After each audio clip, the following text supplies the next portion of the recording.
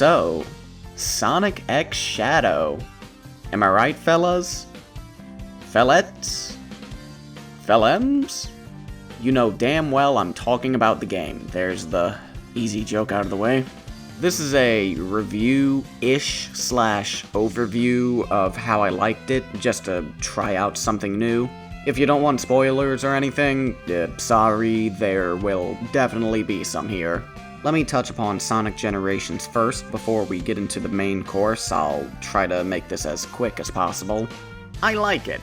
From start to finish, it was a pleasant run. Generally speaking, I got the same experience as when I played the original when it first came out, even with some of the minor alterations they made, although the most notable and drastic of those being the cutscenes. The story is still the exact same, very little to it, not really focused on. But strangely enough, Ian Flynn, one of the writers for the Sonic comics and Sonic Frontiers, was brought back to rewrite the dialogue for this game. And because of that, all the returning voice actors re-recorded all of their lines. That's actually kinda cool. I definitely wasn't expecting that kind of treatment for this. It's not just altered lines, but also a very slightly extended script. Well, a very, very, very slightly extended script. Modern Sonic now has something to say to his friends after rescuing them instead of just standing there silently. This is really the only time where they added dialogue. I will say, Charmy's cutscene did legitimately give me a laugh. I'm a free bee! Free bee! Free bee! Whee! Alright, just simmer down, buddy. Although Rouge's classic Sonic cutscene, I still can't believe that made it into the final release.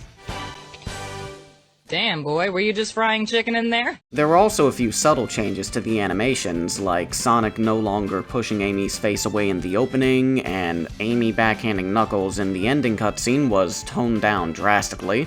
While they did tweak a few cutscenes, I don't think they changed the length of them. The mirror cutscene right before the Death Egg robot has a very noticeable pause. Take a good look at yourself, Sonic. Dr. Eggman! It's the last thing you'll see in this world. It also doesn't help that they didn't update the lip syncing with the revised script. At least I don't think. Something seems off about it. So, I'm going to erase that line and reshape it as I see fit. It's not just me, right? I'm also not the biggest fan of Cream's performance. She's a little too squeaky for my taste, and it ended up sounding like voice cracks, I guess? Thank you for saving me, Mr. Sonic. It was so scary, but I tried to be really brave. Same for Charmy, but you already heard him earlier, so I'll spare y'all. I decided to rewatch all the cutscenes now that I knew what to expect, and my enjoyment for them rose a little bit. I appreciate some of the new dialogue more, but those same issues I had before didn't change. But hey, this is Sonic Generations. The story isn't the main focus, y'all wanna know how it plays. Well, gameplay-wise, I would say Base Generations is like 95% accurate with the original. Same levels, same bosses, same challenges, I think the same physics, S-ranks are just as comically easy as before. There were only two main differences that I noticed. First is that both classic Sonic and modern Sonic can now perform the drop dash. As much as I love this move and think it's nice that it's here, I avoided using it most of the time because it's kind of underwhelming. Modern Sonic can boost far more effectively, and why bother with classic Sonic when he can stop on the dime and use his busted-ass spin dash? Thank the Lord they did not change it. Again, I like that it was added, I just think they could have tweaked it a little more to where there's a true benefit to using it. It's fun to use in the hub, though. Also, for some reason, it's in modern Sonic's moveset, but for classic, it's a skill? Wait! Second thing is they added a brand new collectible. The Chow! The babies! Each act has 3 to find, so there's a grand total of 54 of them to rescue. I had a ton of fun finding all of my children. So, the original collectibles, the red star rings, and the music notes from the challenge acts reward the player with old and new concept art, new skills for the hedgehogs, and music to play while running through the level. What exactly does collecting Chow grant us? nothing! Now get them out! Okay, that's not entirely true. It's an achievement. Switch users are missing out. At least all the Chow that you find will be chilling around the level's hub, doing their own thing. It's really cute. I'm still very glad they're here. Now, if only we could pet them. Aside from everything I mentioned, I think those are the only additional things in the remake/remaster. I kinda got my hopes up a little too much with the extra content they could have added. I mean, we had 5 mainline games since the first generations. Technically 6 if we count Rise of Lyra, because it's got the same scale as 1. So I really wanted to see 3 brand new levels from any of those games, or even bring in a few levels from the 3DS port, which of course didn't happen, but that's more of me having expectations through the roof than an actual critique. What we have here, it is nice, it is good, it is fun. Even with all the things I just listed off, they're all rather small in the grand scheme of things. The remake/remaster still felt pretty one-to-one with the original, at least on my end. If you enjoyed the original, I'm sure you would still enjoy this.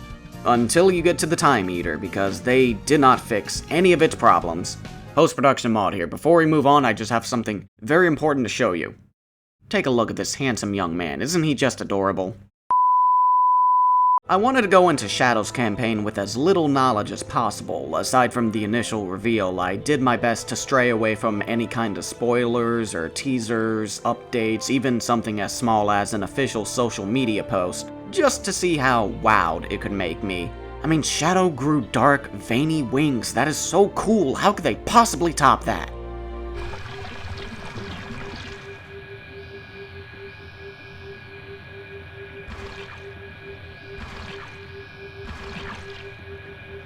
I loved every second of it. Shadow Generations follows a similar formula to Sonic Generations. There's a big, white open hub, and the more you play, the more color you restore to the world. Each level has 2 main acts, plus a set number of challenge acts. Do some extra stuff, and you'll get extra things, like concept art and music. I'm sure you can tell that the hub this time around is set up like a 3D open zone, and oh my goodness, it is infinitely better.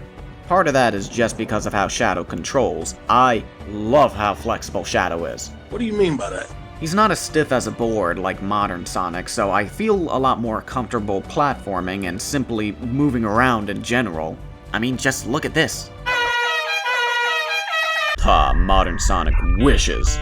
It's also bolstered by Shadow's new and enhanced moveset. As you play through the story, Shadow will unlock new abilities, courtesy of his Black Arms DNA. Most notably are the Doom Surf, which lets us safely traverse on top of the water, Doom Morph, which turns us into a silly little guy that slips across sticky terrain, and of course Doom Wing, which might just be my favorite thing in the game. Not only is it fun to play as the ultimate life form, but there's just way more to do than the 2D hub. Like, what could you do before? Chase the music notes? Play Sonic 1 after you get everything? That's basically it if we don't count the collection room.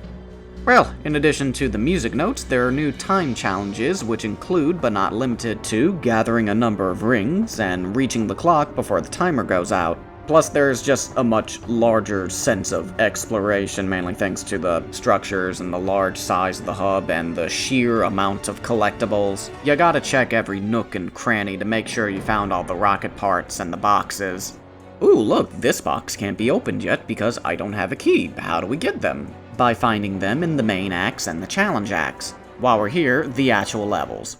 Shadow only has 6. Space Colony Arc, technically an original level, but it takes a lot of inspiration from Adventure 2 and Shadow. Rail Canyon from Heroes, Kingdom Valley from 06, Sunset Heights from Forces, I wasn't expecting that at all, Chaos Island from Frontiers, I expected that even less, and Radical Highway from Adventure 2. You know how we all just universally agree that Planet Wisp is the worst level in Sonic Generations? I'm gonna put my money where my mouth is and say that it's going to be a while before safely deciding what the worst level is in Shadow Generations. The vast majority of them I thought were great. If I had to take a guess from my own experience, though, it'd probably be Rail Canyon, specifically for Act 2. It's incredibly short and was kinda just nothing. The way they reimagined the levels, the way they breathed new life into them, It was a sight to behold, especially Sunset Heights. That had the glow up of the century. I know, shitting on forces is like beating a dead horse, but now Sunset Heights feels... it just feels, man! The bosses are in the same boat. I can safely say all 4 of them are at the very least good to varying degrees. BioLizard has some nice changes to keep it fresh, but overall thought it was the weakest. I didn't really feel any excitement while fighting him.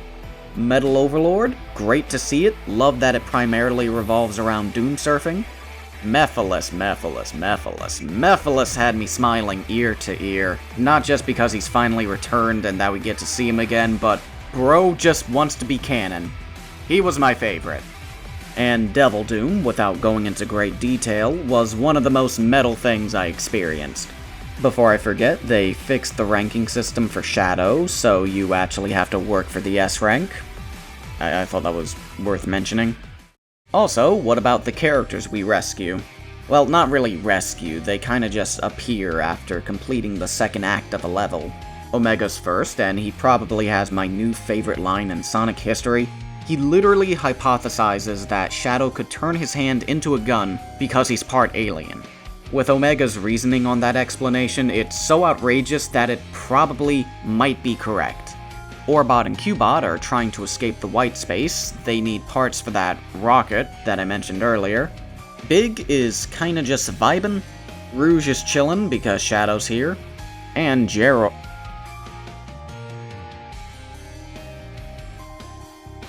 it's so surreal, I still can't get over the fact that they're here.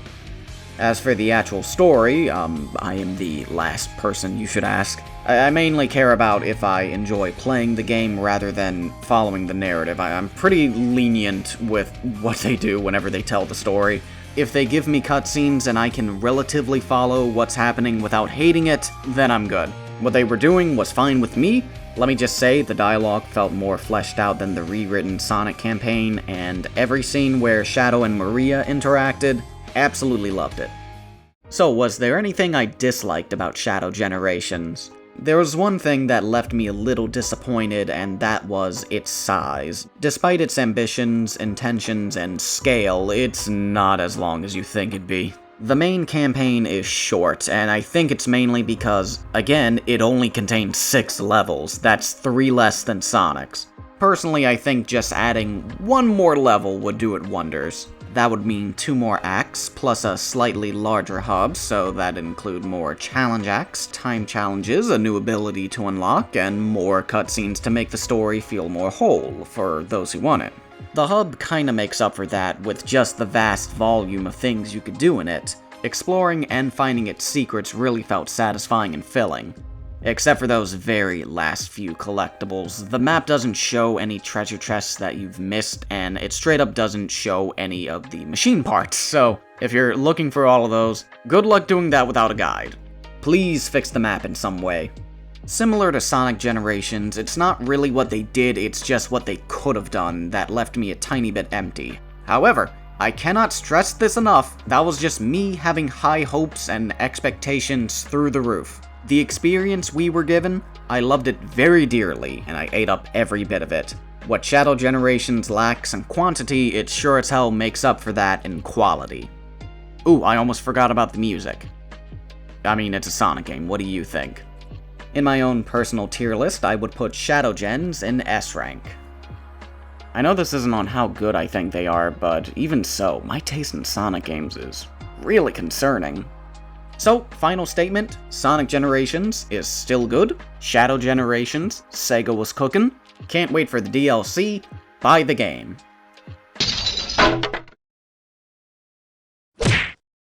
How'd I do with this kind of video? Is there anything I can do to improve? Constructive criticism is always welcomed, so please let me know, and thank you very much for watching. And now, the Patreon supporters, brought to you by Maud. Lots of spaghetti and page fighting Master Sodaruku Fossil and Triff.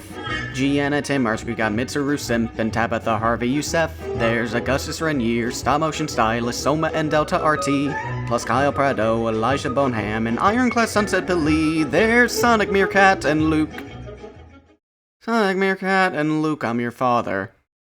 If my brain moved faster, I'd be unstoppable.